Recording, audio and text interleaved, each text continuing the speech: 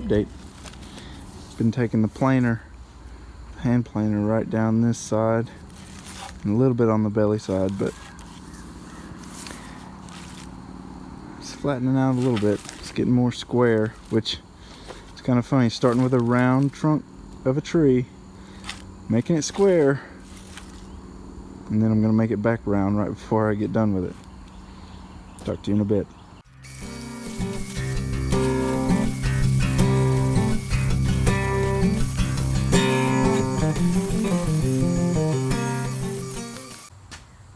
Here's where we are. Bottom is still rough. It's the last thing that is rough. This handle is getting smoother.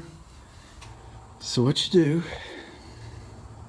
is you whittle this thing down till it starts to fit through the bottom eye.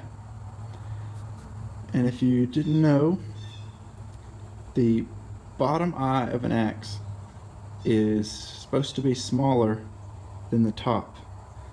That way, when you drive your wedge through the top down and spread the wood, it has room to lean out rather than just pressing against with friction. It's actually sitting over, kind of laid over on the side rather than just pushed against it hard. It's actually capped out like that. If that makes any sense at all.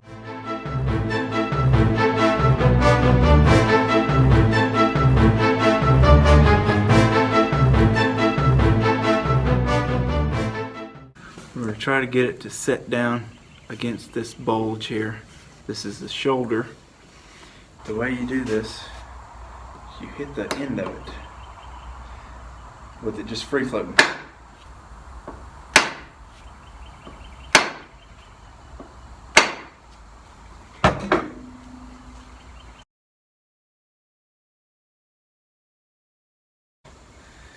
But this is just a piece of pine board, so it's getting all chewed up, but I don't care about this, and it's not going to hurt other than the wood.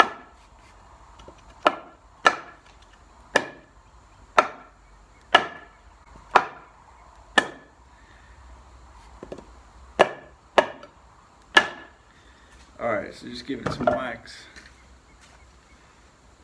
and then just been putting it in between my legs and wiggling it off the top.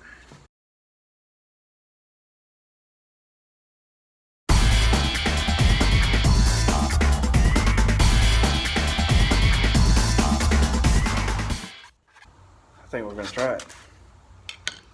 I've heard that each time you fit the axe to the handle, you need to do it the same way, however you do that. Okay.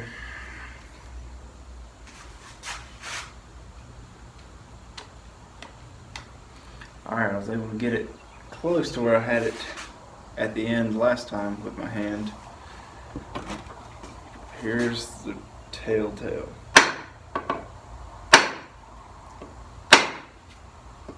Here,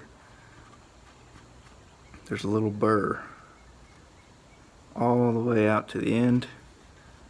See, look at that, you can tell exactly where that's been.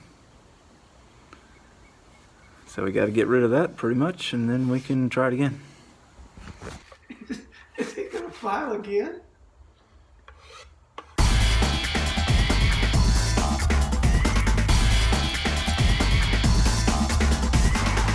We're ready to try it again.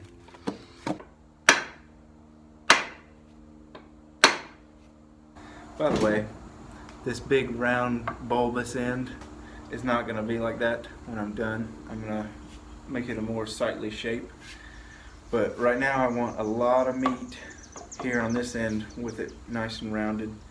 I'm not too worried about it splitting, but I really don't want it to after all this work, so I'm going to leave a lot of meat right there until I'm done pounding on it. And then I'm going to make it the final shape. We are so close. So close. Alright, I'm using a sophisticated pine board.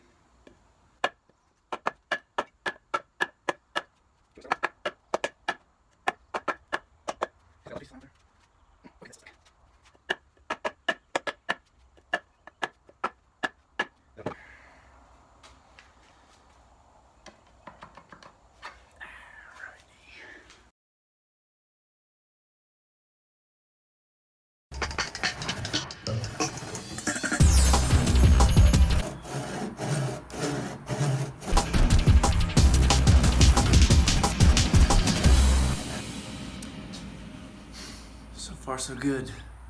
But man, this is sketchy. Gosh.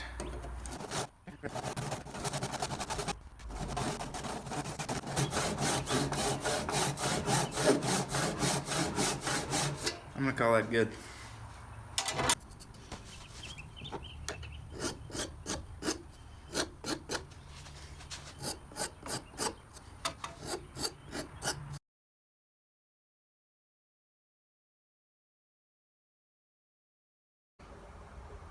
The wedge is done. The metal wedge, that is.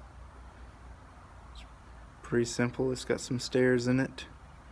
It's about 1 inch long, a little over 1/4 inch wide. To put it all together, we're going to put the axe head back on the handle, pour boiled linseed oil or any type of oil down the kerf, then insert the wood wedge, pound that in, followed by the metal wedge.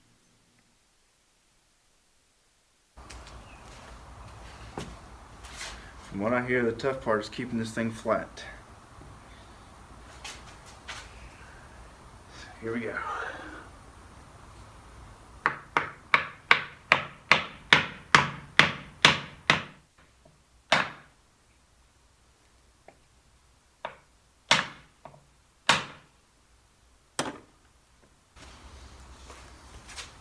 About all she wrote right there. We're going to cut that off now.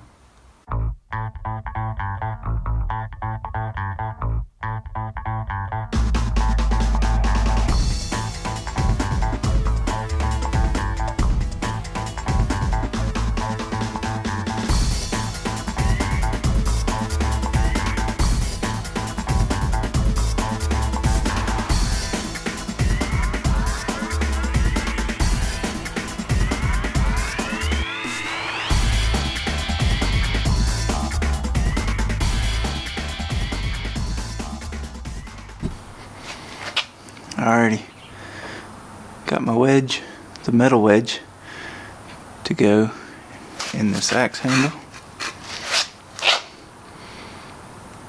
So you're not, as far as I can tell, you don't want to do it like this.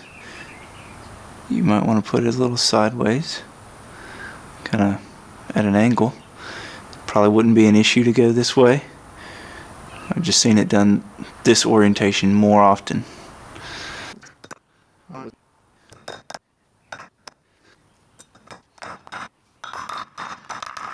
One last little thing I did off camera, right here, this thing will focus. There was a small gap, but this one metal wedge didn't push the wooden wedge out quite to the end. But anyways, basically what I did is I made a very tiny wood wedge and hollowed it out so it's kind of this shape, and then put that in there because that was the shape of the hole. Put a bunch of boiled linseed oil right there in that hole, pecked it down, and so then I just cut it off with my pocket knife, sanded it to match, and so now it fills up the whole lot.